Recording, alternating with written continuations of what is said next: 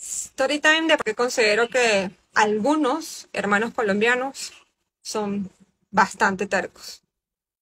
Hace por ahí aproximadamente unos 26 años, si mal no recuerdo, yo tendría como 10 o 11 años de edad más o menos. Mi papá solía llevarnos a mis hermanos, unos primos y a mí, a un club donde había unas piscinas que uno pagaba por pasar una tarde ahí. Esa club, muy humilde porque yo vengo de una zona rural del estado Falcón de Venezuela y este club está ubicado cerca de este pueblo de donde yo vengo. Era propiedad de un ciudadano cubano que llevaba muchos años viviendo en Venezuela, casado con una venezolana, y que bueno, como muchos cubanos, había huido de la isla producto de la dictadura que ahí se vivía. Estoy hablando del año, aproximadamente el año 96, y ya él tenía, no sé, unos 20 años viviendo en Venezuela o más.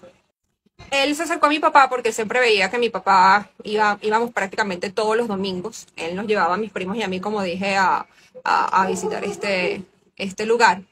Y él ya se había hecho un poco cercano a mi papá y conversaban a menudo. Producto de esa confianza que este señor le ofreció a mi papá le preguntó acerca de la situación que le tocó vivir en su país, en Cuba, y cómo había salido de ahí y todo lo que él en su momento veía. Debo recordarles en este punto que para el año 96 Chávez ya había salido de la cárcel en la que estaba por un golpe de Estado que cometió contra un gobierno democráticamente electo, el de Carlos Andrés Pérez en el año 92, y ya se rumoraba su campaña presidencial para las elecciones del año 98 en Venezuela. El señor obviamente le explicó las circunstancias en las que tuvo que salir de su país, cómo era vivir en Cuba, todo lo que tuvo que atravesar. Y por supuesto le dijo que veía con mucho miedo todo lo que estaba pasando en Venezuela, lo que se veía venir para Venezuela, repito, en el año 96.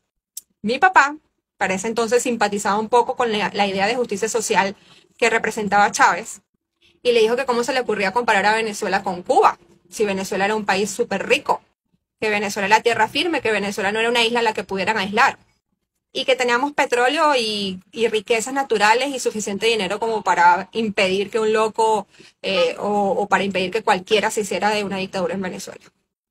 Bueno, 26 años después, enos aquí, más de 5 millones de venezolanos hemos tenido que salir de nuestro país en un éxodo masivo solamente superado por países en guerra como Siria, con todos los derechos vulnerados, en miseria y en quiebra, producto de un Estado totalitario que se gestó en nuestras narices y en las narices del mundo democrático entero. Por eso considero que algunos hermanos colombianos son muy tercos cuando uno les cuenta esta historia de lo que pasó en Venezuela y ellos insisten en responder que Colombia no es Venezuela.